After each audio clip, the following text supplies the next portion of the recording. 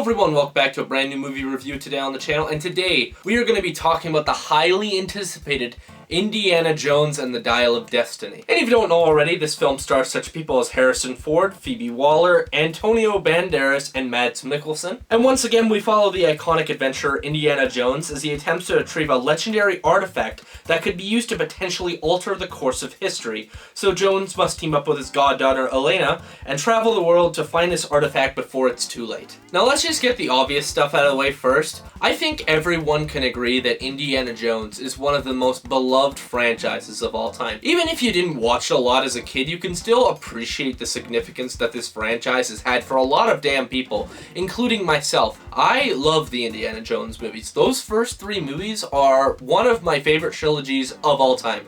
We don't talk about four. That one is... it's really good. Really good. Totally. Really good.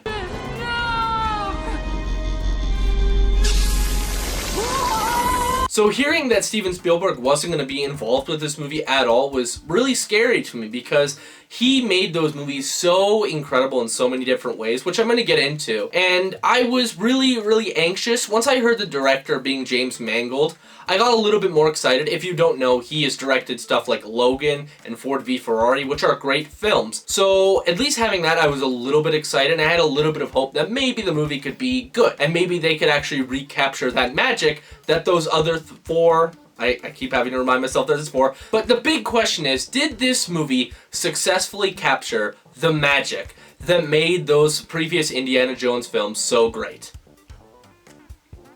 Yes, to an extent, but we still have a lot to talk about because I have a lot of issues with this movie. Starting off with the cast, I think the cast all around is just great, you know. Harrison Ford acts the shit out of this role. He was made to be Indiana Jones. He's one of the most iconic characters of all time, and for good reason. He's fantastic. I also really like Mads Mikkelsen this time around. He's a great actor, and he's never really had a bad role, but I thought he did a really good job here, playing the bad guy and the villain and the Nazi, you know, because Indiana Jones movies, you always have to have a Nazi character, which is the best kind of villain for these movies, in my opinion. I also gotta say, in this movie, the score is fantastic. John Williams comes back to compose the score, and it is absolutely incredible. It gave me a lot of nostalgia for those original films, and it really just worked well with the film in general, and it helped make the movie feel like an Indiana Jones movie, which I want to get to later, but it definitely helped, and it was really nice to hear. And I thought that actually goes along really well with the sound effects, where they really captured, I think, the perfect sound effects that those original films had. And if you don't know what I mean, it's like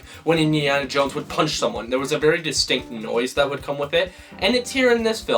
And I'm just happy that they kept those little details throughout the film. It made it a much better experience, in my opinion. And I also gotta say, the first 15 minutes of this movie are perfect. The first 15 minutes of this movie, I would say, is peak Indiana Jones. It very much feels like that original Steven Spielberg feel, where he gets himself into all these little scenarios, and I'm not gonna say because I don't want to spoil it, but it very much just felt like that original trilogy Indiana Jones feel, which I really appreciated. And it's actually when they actually de-aged Harrison Ford as well, which I thought looked good. There were a couple moments where it didn't quite work for me. The lips didn't move in the right way, and there was a really weird amount of like eye glare I found.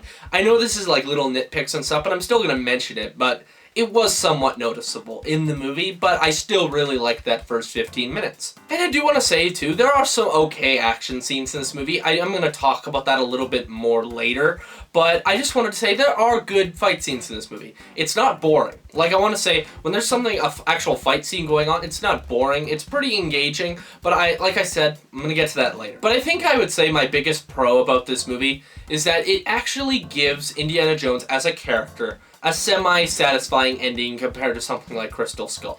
I hate Crystal Skull. Just to let you know, I hate Crystal Skull. I do not like that movie. And I don't like the ending that it goes for, because very much at the time, that was the ending for the Indiana Jones character. And I thought this movie's ending was better. I actually quite enjoyed this movie's ending compared to the last one. And I actually will say right now is that I think Indiana Jones and the Dial of Destiny is better than Kingdom of the Crystal Skull. Just by a little bit, which we're going to talk about, but I still enjoyed the movie better than Kingdom of the Crystal Skull. And as you might be shocked to hear, that is where my pros end for this movie. There's a lot to talk about with this movie, in my opinion, when it comes to the cons, because I really did not have the greatest time with this movie. And there are a couple reasons for it, and they're pretty big reasons for that as well, that I am going to talk about to you right now. Number one, the first thing I do want to say is that I said that this movie somewhat has a little bit of that old Steven Spielberg magic. And I said a little bit for a specific reason, because I think that this movie, 85% of the time, does not have it. And that is a huge problem for me. But let's just go back in time to the original trilogy of Indiana Jones. Steven Spielberg brought such a cool and distinct magic to those movies. They feel very unique and very distinct from other action movies, especially of the time. And now, honestly, they have a very specific feel about them that Steven Spielberg was able to bring to those movies. And that kind of seeps into every element of those movies. It's how the characters are written, it's how the shots are framed, how certain action scenes go, and the certain action scenes that happen in the movie, and then the plots in general. They all have a very similar feel to one another, where they feel very contained in a way. They feel very much just like their own trilogy that is super distinct from everything else. And that is a really difficult thing to capture one director's sort of vision or somewhat flair. It's very difficult for a lot of directors to actually successfully capture that, and for 85% of this movie, I don't think that James Mangold did. I really didn't get that original Steven Spielberg magic that those original films had. It's just not present here. There's a lot of things in this movie that I would say are quite bland and quite boring. This film feels very safe in a lot of different ways, because it's not a bad movie. I'm gonna say this right now, it's not a bad movie, but there are just so many little aspects, like the way it's framed and how certain things are shot, that just look so dull. They look so boring, and they have like no energy to them half the time. And that seeps into the action scenes as well, because I really didn't think that there was a whole lot of great action scenes in this movie. Like, they're well done in a sense, you know, they look nice, you can tell what's going on, but they don't have that flair that those original Indiana Jones movies had. They just don't have them. It feels very generic in a way, which is awful, and I would downright say it feels kind of unneeded. Because it honestly feels like this is just a Indiana Jones script they had just lying around. They're like, maybe we'll just use that for the final one, and then we'll shoot a really sweet ending in there, and then that's your final Indiana Jones movie. And that's another big issue I have with the movie. It just doesn't feel like a proper conclusion to the character. Like, I really don't feel like there's enough grand spectacle and just good writing in general to make this an actual send-off for the character. It feels like something that should have been almost leading up to a finale. And I'm not saying that where I've said, oh, they should have made 3 more. That's not what I'm saying. But it very much felt like this was just something that they had in mind, and that was never supposed to be a finale, but then they kind of just shoehorned in all this stuff to make it one. And it just didn't feel right to me. It really just bothered me the entire movie. And a really sad but unfortunate con I also have with this movie is Harrison Ford and Phoebe Waller's relationship. I have not been experienced with this actress before. I haven't really seen her in anything. A lot of people seem to be excited for her being in the movie. That's cool. But I did not like her in this movie. Especially, I didn't like their relationship. I did not like Harrison Ford's relationship with Phoebe Waller at all in this movie. They very much felt like they were at odds with one another the entire movie. And what I mean by that is they were constantly bickering and fighting, and Harrison Ford seemed so damn annoyed. Every word that came out of her mouth, he was like, ugh, you know, ugh. And then every moment, Phoebe Waller's over here making jokes about, oh, you're old, Indy, you're old.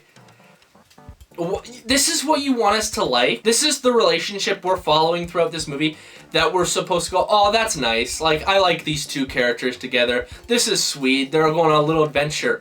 I don't care. Like, I just did not care for this character at all. And I hated how she treated Indy. And a lot of that goes to how everyone treats Indy throughout this movie. Like, obviously some of the returning characters, they treat Indy like this big thing because he's supposed to be. This is Indiana Jones. This is one of the most iconic characters in fiction. But in this movie, they treat him so damn poorly. They portray Harrison Ford's Indiana Jones as this shriveled up geezer that goes knocking on people's doors who are playing their music at like 12 in the morning, and they're like, hey, shut your music down. Like, that's an actual scene in this movie. I don't want to see Indiana Jones like that. That's not the Indiana Jones I remember. It's such a weird stereotype and almost a cliche to take this super badass character and make him just this big grouch, honestly.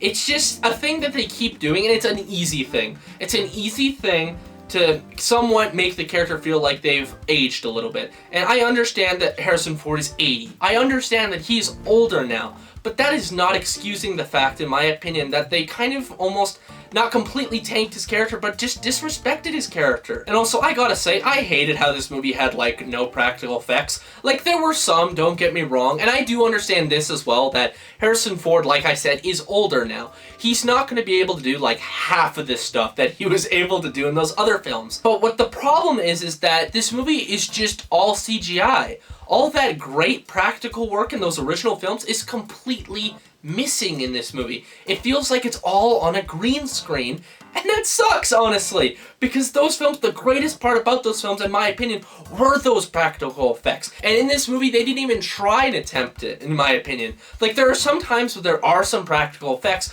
but they're not nearly on the same level of what came before, and that really sucked. And even if you didn't want Harrison Ford to do all these crazy stunts, there are other characters in the movie, and that just leads into everything. The action scenes in this movie just don't feel unique enough. They just feel very bland, and I said this before, but they just feel very bland and very formulaic. They're not bad, but they're just not an Indiana Jones fight scene. This film just feels like a very safe attempt at making an Indiana Jones movie, and I hate that. And I also do want to say the first act of this movie, like the first, I would say, 45 minutes of this movie, are pretty goddamn boring. Like, I was just not into it, the first 45 minutes. Besides that first 15 minutes, it drags, and it drags hard. I didn't give a fuck what was going on. We had all these new characters getting introduced, and I was like, who cares? I will say I did get invested, like, beyond that point, it was fine, but really getting into this movie was actually quite difficult, which is stupid because it's an Indiana Jones movie. It should be exciting the entire way through. But I really do think my biggest issue with this movie is that third act, because the film takes a leap at the end of the movie.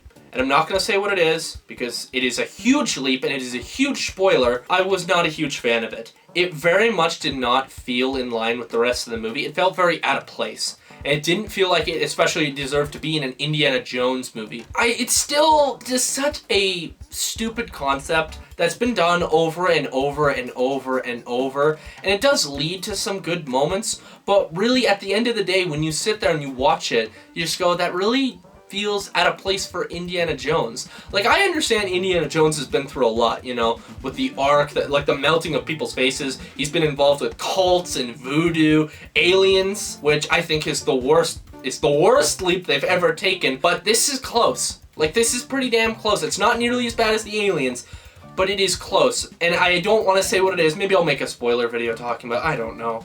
But just say this, I don't like the third act of this movie. I don't like everything leading up until maybe like the last 5 minutes. But all in all, I was really disappointed with this movie. I didn't really like this movie that much at all. And that's why I'm actually going to give this movie a 6. It's not a bad movie, and it's not a bad Indiana Jones movie, but it just lacks a lot of that magic that those other films had, including somewhat Kingdom of the Crystal Skull, because at least that film felt like an Indiana Jones movie. This one, in my opinion, really just didn't feel like an Indiana Jones movie to me. There are a couple good moments, and Harrison Ford is still great, but I still don't think this is really that great of a film, honestly. But anyways, if you like this review, please like and subscribe down below for more content on the channel coming pretty damn soon, and I'm gonna see y'all in the next one. See ya.